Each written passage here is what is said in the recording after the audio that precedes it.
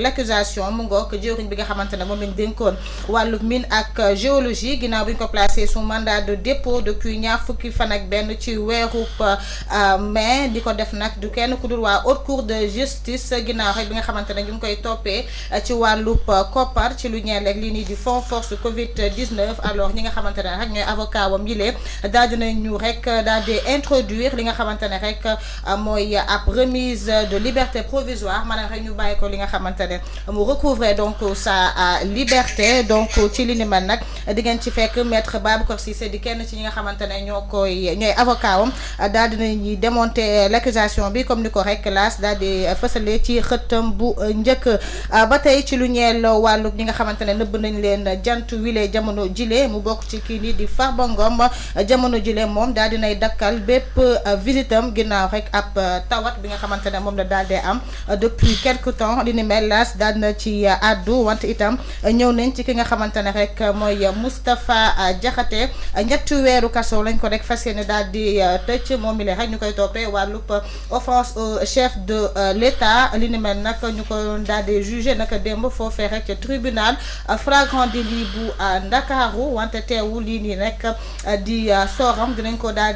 ci daal di àddu ñaari fan ci weeru juillet bi le ñu daal di jëm ci laas yëglekaay itam di ngeen ci fekk ki nga xamante ne mooy Mamadou Ibra Kane di président wu CDEPS moom nee na le régime a une vision politicienne des médias mu ngoog ginnaaw li nga xamante ne rek ndaje du ministère de la communication ak télécommunication daal di amal nag démb ci lu ñeel journée de concertation secteur communication bile boobee ndaje nag ñu gis ci ñi nga xamante ne ñoo ñuy liggéeyee ci kër taskatu xibaar yi le wante itam ay experts ak acteurs de la société civile daal di toog rek waxtaanee jafe-jafe yi nga xamante ne rek jamono jile kër taskatu xibaar yi ñu ngi koy daal di jànkonteel donc ci xëtu yëglekaayu laas juróom-ñaar di ngeen ko ci donc daal di fekk laas itam di ngeen ci fekk ki nga xamante ne rek mooy Fodé Fall moom mi la nekk secrétaire général ministère de l'environnement démb la journée mondiale donc de l'environnement muy xam ne ni rek. at bu nekk des millions de tonnes de déchets plastiques sont déversés dans nos écosystèmes donc at bu nekk rek mën nañu wax ni ay millions wu mbalit la ñuy rek sànni ci li nga xamante ne mooy suñu li nga xamante ne mooy environnement donc li ni mel moom itam daal na ci addu bu baax a baax ngeen mën ko fekk ci xëtu juróom-benn bu yëglekaay wile ci lu ñeel nag wàllu tàggat yaram ci yëglekaay bi di ngeen ci fekk Sa Thiès daal dinay addu rek ci lamb bi wax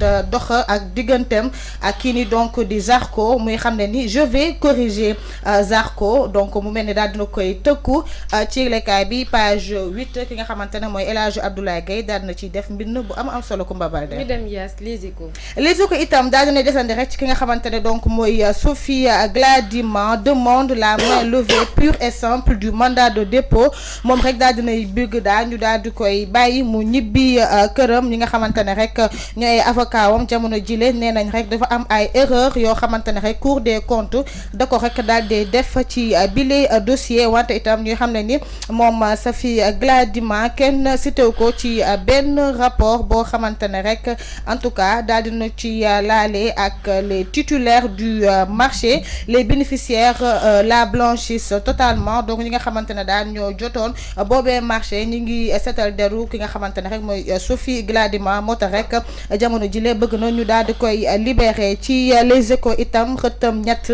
di nga ci fekk ñi nga xamante ne ñoo demoon ci dialogue national bile ci lu ñeel wàllu système politique bi l'opposition dialogueuse mi figue mi raison mu ngoog mu mel ni am na ci ay ponk yoo xamante ne ñoom ñi lee d'accorduñ ci woon ci boobee dialogue bu ci mel ni cumul de mandat wante itam statut opposition et de son chef article liberticide exercice des libertés publiques yëglekaay bi tamit di xam ne ni Pastef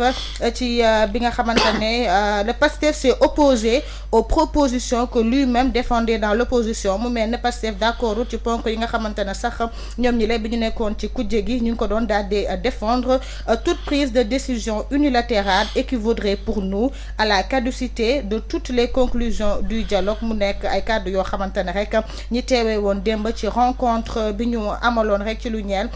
dialogue national bi daal dinañ koy daal di yëkkati. ñu dem Sud Quotidien. Sud Quotidien moom daal dinay ñëw ci démarrage CFE ak entrant en sixième tey jii la ci alxames bi lay daal dee doon lu tollook ñetti junni ak juróom-ñetti téeméer ak juróom-ñetti candidat di 300 880 ñoo nar a rek donc daal di def bile jongante tey jile donc ci territoire national bile wante itam Sud Quotidien daal dinay àddu rek ci li nga xamante ne mooy conférence régionale sur le cinquantenaire de la CEDEAO, l'urgence de la refondation, conclusion de la réunion ministérielle du suivi du FOCAC. Pékin et l'Afrique élargissent leur partenariat stratégique ak Gangsa. Donc mu nekk beneen ponk boo xamante ne rek ci xëtu juróom yëglekaay bi du Sud Quotidien daal na ci àddu Kumba. L'info daal di ñëw ci ki nga xamante ne mooy Moustapha Diakhaté, l'homme debout, portrait témoignage d'un esprit libre à la parole affranchi, procès du mot gougnafier. Le procureur requiert 6 mois de prison dont 3 fermes contre Moustapha Diakhaté. Verdict attendu le 2 juillet mu ngoog daal dinañ defaat li nga xamante ne rek mooy portrait témoignage ci ki nga xamante ne nekkoon en tout cas parlementaire fii nii ci mim réew ci jamonoy président Macky Sall addu ci kàddu yi nga xamante ne yëkkati na ko ba tax jamono jilee ñu daal di koy nëbb jant wi ki nga xamante ne nag mooy Aliou Kébé nekk journaliste wante itam nekk xaritu kii nii di Moustapha Diakhaté di xam ne ni rek moom mi lépp c'est un homme entier incorruptible foncièrement libre et prêt à mourir pour ses idées wante itam ñu xam ne ni rek moom Moustapha Diakhaté est un homme incompris parfois déroutant mais discret qui ne cherche ni les honneurs ni la reconnaissance publique dafa mel ni rek askan wi en tout cas dégguñu bu baax moom fi nga xamante ne moom lay daal di waxee ndaxte moom Moustapha Diakhaté quand il parle de république c'est avec une ferveur quasi mystique. Il m'a confié un jour que son engagement pour la république était au-dessus de sa propre vie. Il m'a dit un jour Kébé, si ma femme n'est pas la meilleure des femmes, elle fait partie des meilleures. Donc mu nekk ay kàddu yi nga xamante ne Aliou Kébé di journaliste wante itam di xaritu Moustapha Diakhaté ay témoignages yu mu def ci moom mi léegi ngeen mën koo fekk en tout cas ci yëglekaay bi di l'info wante itam ci lu ñeel wàllu réforme de l'État et gouvernance du secteur parapublic mu mel ne Elimane Diéro ñi di Ousmane Sonko daal dinay tracé yoon wi laata rek ñu daal di teg ab cellule de pilotage foofee au niveau donc de la primature. Tribune yëglekaay groupe des médias daal di àddu ci le pétrole et le gaz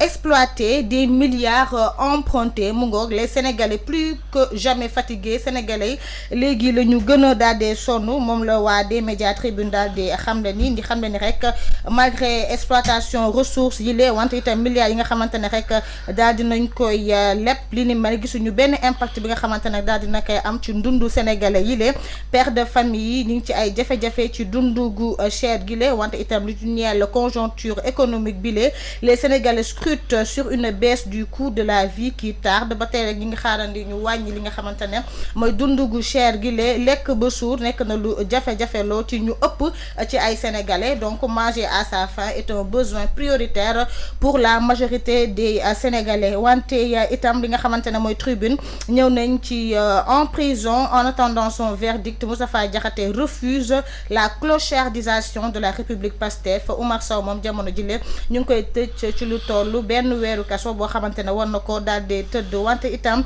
yëglekaayu des médias bi ci xëtam juróom daal dina ñëw ci tandem Diomaye Sonko la bénédiction urbi et orbi de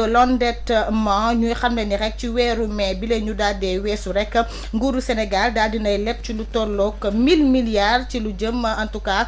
ci ay taux wu 6 voire 7% président Diomaye itam ñuy xam ne ni rek dina fas yéene en tout cas defaat beneen emprunt obligataire bu toll ci 300 milliards ci taux boo xamante ne ba tey kenn xamagul ci ñaata la war a daal di toll alors bu ñu continuer ci rythme bii la nag ñoom ñi lee dinañu gën a endetté wu ki nga xamante ne rek mooy président Macky Sall ci lu tollook en tout cas 18 milliards en 12 ans moom mi lee la président Sall defoon avec des taux supérieurs à 7% et des maturités de plus de 10 ans. Le régime du duo Diomaye Sonko risque de faire plus de 22 000 milliards en 5 ans. bi nga fi nga xamante ne moom kii nii di Macky Sall 18 000 milliards en 12 ans boo moytuwul tandem Diomaye Sonko dinañ def 22 000 milliards en 5 ans loolu yëglekaay bi donc daal di xamle ci xëtam bu njëkk. Rewmi Quotidien moom ñëw na ci l'accident de la route yi les chiffres de l'hécatombe 745 morts et 8500 blessés graves sur les routes par an donc mu nekk juróom-ñaari téeméer ak ñeent fukk ak juróom doomu aadama yi nga xamante ne rek ñàkk nañ seen bakkan ci at wu nekk jaarale ko en tout cas ci l'accident wu tali yile ak lu tolloog juróom-ñett téeméer ak juróomi junni ñoo xamante ne génn nañ ci donc ak ay blessés 5200 accidents circulation enregistrés 163 milliards de francs CFA de pertes par an, ce qui représente entre 4 et 5% du PIB. 90% de ces accidents sont causés par l'homme et maanaam lu bëri ci l'accident yi rek mën nañu wax ne nit ki moo ko daal di causé loolu la Rewmi Quotidien xamal leen. Alors Libération daal dinay addu ci rapport CENTIF ginnaaw bi nga xamante ne rek daal dinañ koy def ndax dañoo soupçonné de blanchiment de capitaux kuréel bi lee donc du premier bet mu ngoog le PJF du pôle judiciaire financier fonds sur premier bet. Alors juge troisième cabinet donc daal dina décerner mandat d'amener ki nga xamante ne mooy Joris Dutel moom la nekk gérant premier bet Sénégal wante itam nekk actionnaire Franck Attal patron Editec ginnaaw rek ñu daal di wax dik ngir ñu daal di exécuter li ni mel. Alors ki nga xamante ne nag mooy Joris Dutel jamono jile daal dinay présenté wu directement ci cabinet du juge moom yi nga xamante ne depuis octobre 2019 rek kenn tegu ko gët. Franck Attal moom boo maytuur moom itam dina am li nga xamante ne mooy mandat d'amener buñ ko nar a teg ci ndondam en mandat d'arrêt international ndax moom li dafa mel ni xëy dafa génn réew mi. Donc Libération li ni mel fësal ci xëtam ñett ñëw na itam ci projet de mobilité urbaine à Dakar Banque mondiale daal dinay alloué suñu réew koppar bu toll ci juróom fukk ak juróom-ñaari milliards ci suñu ay koppar. ñu dem ci Libération. Alors l'observateur mu ngoo ko l'observateur moom daal dinay àddu rek ci li nga xamante ne mooy récit poignant d'une tragédie familiale une paire de ciseaux deux vies brisées mu ngoo ko di Awa Bodian di xale bu jigéen bi nga xamante ne rek moo faatoon bakkanu kii nii donc di séexam donc ginnaaw ba mu jàkkaarloog l'enquêteur yi nag daal dinay àddu ci lu waral en tout cas li ni mel ci kanam à la fin dinañ ci ñëw en détail. Inch'Allah. ñu dem ci jeexale ko Tribune Sport. Alors Tribune Sport ñëw ci combat choc dimanche prochain bi nar a dox ci diggante Sa Thiès ak Zarko. Sa Thiès déclare la guerre à Zarko et promet la victoire donc ba tey Sa Thiès moom mi ngi wéy di tëkku ki nga xamante ne rek mooy Zarko ginnaaw combat bi nar a fas yéene dox seen diggante gaaw bi la ñu daal di jëm ci lu ñeel nag wàllub football bi ñu xam ne ni rek ci CAF près de 900 millions de francs CFA versés à chaque fédération donc lu tolloog 900 millions de francs CFA CAF mi ngi koy jébbal fédération bu nekk ci lu ñeel wàllu transfert nag Pogba espéré à l'OM donc Pogba boo moytu mën a am ñu daal di koy transféré foofee ca Olympique bu Marseille loolu yëglekaay yu des médias daal di fësal doon tey ci xëtam bu njëkk Kumba Baldé. Merci beaucoup Yacine.